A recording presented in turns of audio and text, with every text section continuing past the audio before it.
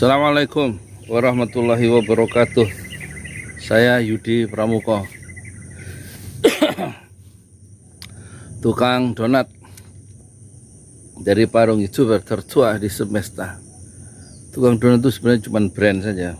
Padahal kemarin saya baru dapat tempat untuk jualan tales, ya, tales rebus campur kelapa, nanti kelapa parut, terus campur keju yang kualitas prima, sama nanti di kayak susu, terus pakai gula aren, jual 10.000 ya. Gimana, sehat ya penontonnya? Moga-moga semua dalam keadaan sehat. Kalau sakit nggak bisa kita menghirup ya cahaya pagi dari timur ya. Sekarang saya nggak mau ngomong politik ya. Kemarin semalam jam 11 saya baru selesai merespon wawancara Anies dengan wartawan dari ABC, wartawan perempuan itu, dan barusan dimuat ya habis subuh. Jadi saya masih agak ngantuk, bangun jam 3:30. Dan sekarang saya mau bicara tentang pentingnya cari uang sebanyak-banyaknya untuk membiayai dakwah, untuk mengembangkan diri sendiri ya. Karena hidup itu perlu kita berkembang ya. Jangan sampai kita mengalami gejala bonsai. Jadi bonsai itu, pohon itu seperti aslinya, tapi dia bentuknya mini. Dan makin lama makin tua, bertambahnya umur, tetap dia tidak berkembang ya, sebagai bonsai. Ini gejala bonsai ini kalau orang itu tidak mau mengembangkan diri, sehingga umurnya bertambah tapi peran-peran kesejarahannya, amal-amal solehnya nggak berkembang ya, tetap kecil, tidak membesar, karena diri sendiri tidak diupdate ya. Termasuk nggak pernah punya uang banyak karena nggak dagang. Menurut Rasulullah, 9 dari 10 pintu rezeki ada 10, 9-nya itu ada dalam perdagangan, dalam jual beli. Itu coba diperhatikan ucapan Rasulullah SAW ya. Satu rezeki itu berasal dari karyawan, gajian tetap. Yang 9 itu pintu rezeki yang banyak itu, peluang yang lebih banyak dapat rezeki itu dari perdagangan. 9 dari 10 pintu rezeki ada di perdagangan. Kata siapa? Kata Rasulullah. Jadi bukan dengan tidur pagi-pagi seperti ini, tidur, berjuang ya. Kalau nggak punya ini tetap berjuang, cari jalan itu. Dulu saya jualan itu umur 55, dorong gerobak yang pertama 7 April 2006. Saat saya pertama jualan gerobak, dorong gerobak itu semacam, biasanya saya melakukan satu training di kampus-kampus, di UI kayak, di ITB kayak, di UIN, di UIN Bandung, UIN Jakarta, Sekolah Tinggi Ekonomi, dan kemudian nulis buku, training di ruangan yang ber-AC. Tiba-tiba saya melakukan semacam switching paradigm ya, pembongkaran paradigma. Saya dorong gerobak 7 April 2016 pada waktu usia saya 55 tahun.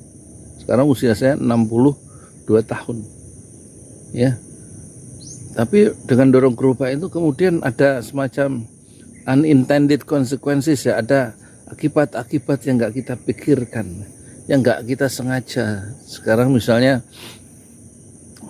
punya brand namanya Tukang Donat ya, dari Parung, terus jadi YouTuber dengan brand Tukang Donat, terus akhirnya bisa bikin masjid ya, meskipun belum selesai, baru lantai pertama. Terus bisa melakukan fundraising, ngumpulin dana dari masyarakat untuk disalurkan dana itu dalam bentuk program dakwah, yaitu misalnya gerobak dakwah pesantren Jolali. Ada 29 gerobaknya yang sudah diterima pedagang-pedagang, ada yang 1 juta, ada yang 1,5, ada yang paling tinggi 3 juta untuk gerobak baslok, bakso cilok dan apa itu batagor, gerobak baru, kan senang orang. Itu karena dulu awalnya saya dorong gerobak sendiri. Terus hidup itu kan tidak seperti yang kita rencanakan ya. Hidup itu tidak seperti yang kita inginkan. Hidup itu tidak seperti yang kita bayangkan. Tapi hidup itu seperti yang kita jalani saja. Jadi yang penting ada berorientasilah pada peluang gitu loh. Jangan masalah. 80% orang gagal itu dia pikirannya 80% mikirin masalah. Harusnya 80% mikirin peluang, yang 20% mikirin masalah yang nggak habis-habis dalam hidup itu kan. Kata Peter Drucker, pegawai ekonomi dunia, itu kebanyakan orang hanya membuang waktu, membuang umur, membuang energi 80% untuk 80% sebagian besar waktunya, tenaganya, energinya itu untuk mengurusi masalah yang nggak habis-habis. Kalau masalah yang kita tangani itu paling yang terjadi kata Peter Drucker hanyalah titik keseimbangan equilibrium ya. Tapi peluang-peluang jadi hilang katanya. Harusnya bagaimana supaya menjadi orang sukses atau orang yang punya meaningful pun penuh makna dalam kehidupan ini. Ya katanya 80% dicadangkan, dialokasikan waktu, pikiran, dana untuk menciptakan peluang-peluang baru. 20% saja untuk mikirin masalah yang nggak pernah habis-habis ya. Dan kebanyakan orang menghabiskan waktu diserap oleh masalah yang nggak habis-habis, sementara 20% hanya mikirin masalah. Dan sekarang kalau gitu secara praktis cari tempat, terus munculkan ide mau jualan apa. Udah nggak usah ngimpi yang terlalu tinggi sambil menunggu dan menghabiskan umur untuk diterima di perusahaan yang besar atau perusahaan yang mapan. Ciptakan peluang itu harus diciptakan, peluang-peluang dagang, peluang-peluang bisnis ya. Peluang itu harus di-create. Nggak ada yang menawarkan peluang ke kita kalau kita tidak meng-create-nya, tidak menciptakan sendiri ya, membangun, merumuskan tantangan dan dijawab sendiri, maka muncullah peluang-peluang itu ya untuk berkembang ya. Kita dilahirkan tidak untuk bekerja, tapi kita dilahirkan oleh Allah ya, melalui ayah ibu kita, oleh orang tua kita untuk berkembang supaya tidak jadi bonsai, sehingga peran-peran kesejarahannya itu nggak ada karena hanya bekerja pada orang lain, makan tidur keluarga gitu, nggak memikirkan pekerjaan-pekerjaan yang bisa dikerjakan lebih besar. Kalau kita punya waktu bebas itu hanya dimiliki oleh para pedagang, bukan oleh karyawan. Kalau karyawan 10 jam, 14 jam dipakai untuk mengembangkan perusahaan orang lain. Maka sekarang kita bikin perusahaan sendiri, gerobak sendiri, meskipun kecil ya. Dan kita menjadi orang yang merdeka dan menjadi orang-orang yang bisa memberikan sumbangsih kepada dunia dengan cara sebebas-bebasnya, karena tidak terikat oleh aturan perusahaan di tempat kita bekerja atau di tempat perusahaan yang akan kita masuki. Jadi modal yang terpenting adalah sekarang waktu, umur, mumpung masih ada. Berapapun umur Anda, berapapun umur kita, berapapun umur saya umur 62 masih mau jualan talas rebus harga 10.000 sehingga nanti keuntungannya bisa untuk bayar gaji guru saya yang ada 4 itu bisa jualani, supaya gajinya itu 2 juta gitu minimal itu ngaji guru Iqra. Masa gaji guru Iqra itu 250.000 gitu kan nggak pantas. Mereka berjuang Senin, Selasa, Rabu, Kamis, Jumat ya meskipun hanya 2 jam, tapi kan mereka mengajarkan satu kemuliaan terhadap anak-anak, mengajarkan Iqra 1, Iqra 2, bacaan sholat, doa-doa pendek, mengenalkan anak-anak generasi baru itu terhadap Islam, cinta terhadap Islam, cinta terhadap Quran, cinta terhadap Nabi Muhammad. Masa gajinya cuma 250? Itulah salah satu yang mendorong kita untuk cari uang sebanyak-banyaknya untuk biaya dakwah ya. Semoga ada gunanya ya. Saya juga mengajak saya sendiri dan mengajak Anda semua yang masih luntang-lantung masih maju mundur dalam hidup ini. Ayo hadapi masa depan dengan penuh kegirangan dan cita-cita besar. Kita boleh kehilangan segalanya dalam hidup ini kecuali keimanan dan harapan. Apalagi Buya Hamka pernah berkata, hidup di dunia di dalam kehidupan al-hayatul faniyah ini cuma satu kali. Setelah itu kita kembali ke akhirat, mati dan kembali ke akhirat, dan tidak kembali lagi loh ke dunia ya.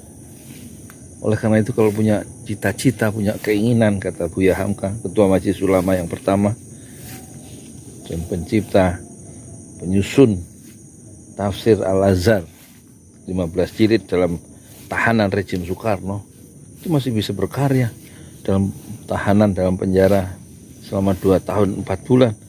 Itu menghabiskan atau menghatamkan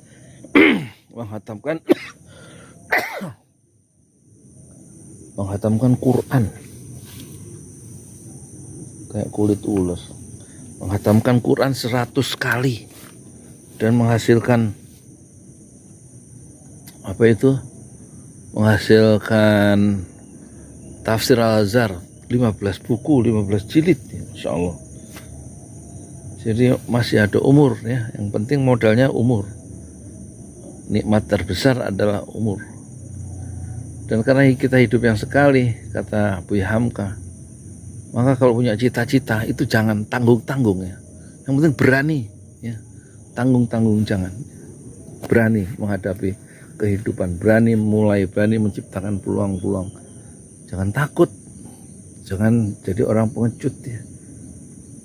Hidup ini nggak ada sulit, nggak ada. Ada mudahnya hidup itu ya. Malah Allah menjanjikan inna ma'al usri yusra, bersama kemudahan, bersama kesulitan itu pasti ada kemudahan. Jadi ketika kita menghadapi kesulitan, asal sabar, itu nanti diturunkan kemudahan dalam kesulitan yang sedang kita hadapi itu. Jadi berpeganglah pada tali Allah ya, supaya hidup itu lebih enak, berjiwa besar, gembira menghadapi masa depan, penuh harapan. Semua itu kita sandarkan. Kalau kita semua bersandar kepada Allah yang tidak pernah mati dan Allah yang maha kuat, jangan bersandar kepada orang kaya, jangan bersandar kepada donatur orang kaya. Orang yang berkuasa itu orang-orang yang lemah dan orang-orang yang satu saat akan mati. Tapi bersandarlah kepada Allah yang tidak pernah mati dan hidup selama-lamanya. Bersandarlah kepada Allah, bertawakallah kepada Allah yang maha hidup, maha berdiri sendiri, dan maha kuat. Moga-moga ya video sederhana ini bisa membangkitkan kembali semangat menghadapi hari depan dan menghadapi hari ini yang bukan saja penuh tantangan, tetapi juga penuh harapan. Saya Yudi Pramuko, tukang donat dari Parung, YouTuber tertua di semesta Fasbir Sombron Jamila. Bersabarlah dengan kesabaran yang indah. Assalamualaikum warahmatullahi wabarakatuh. Wah, daun pisang masih basah, kena embun. Daun pisang, daun singkong kena embun pagi, dan matahari bersinar terang, bertabur cahaya di timur.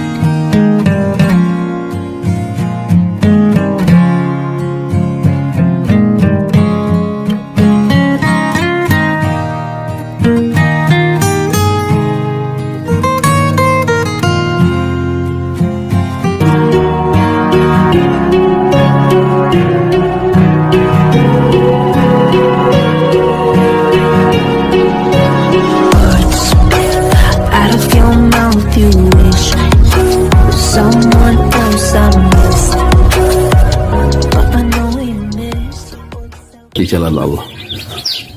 Ini Masjid Enam Syuhada lagi dikunjungi sama Ketua Hilmi. Modal awalnya berapa Pak Yudi Pramuko? 750.000 rupiah aja. Jadi ini 500 jutaan nih barang. Sekarang udah habis 310. Masya Allah, tuh udah pakai keramik, plafonnya tinggal. Granit tuh kayak marmer. Tuh, Masya Allah nih, sampai juga kita ke sini. Masjid Enam Syuhada, ngapa namanya Masjid Enam Syuhada, Ya, Pak Yudi? kita mau mendokumentasikan perjuangan dakwah nama anak muda pengawal Habib Rizik Syihab itu. Masya Allah. Yang dibunuh sama orang jahat di kilometer 50. Kilometer 50 ya. Itu kan simbol memperjuangkan dakwah itu kita harus memberikan segalanya untuk Islam kan ya, untuk Masya dakwah Islam. Allah. Dan nama anak muda itulah yang sudah memberikan segalanya untuk Islam. Masya Allah. Apa nanti nama pemuda itu ada juga di sini mungkin diterapkan? Mungkin namanya 6 syuhada. 6 syuhada itu, Iya, 6 syuhada dipasang di sini, 6 syuhada. Bip Ali, apa yang dikomentarin dari ini semua, Bip Ali? Masya Allah, luar biasa. Dari uang 700.000, kalau pengen ternyata bisa. Bisa. Allah kirim. Tuh, bisa. Ya, dengan Masya. dengan masuk satu gang kecil, tapi Bapak ini luar biasa. Kecil tuh. Oh, Masya Allah ya. Satu call aja. Masya Allah. Perjuangan Pak Yudi Pramuko, YouTuber sejagat paling tua. Tertua di semesta. Tertua di semesta. Masya Allah. Tukang donat. Tukang donat. Tukang donat dari Paru. Ini saya laporkan dari lapangan ini, langsung dari Masjid Enam Syuhada. Masya Allah. Dan ini dia. Dalam lihat ah. Tuh lihat tuh masjidnya, tuh imamnya di situ tuh. Malam-malam lagi kita, Masya Allah, masih kurang nih. Atapnya katanya transfer aja dari rekeningnya di bawah.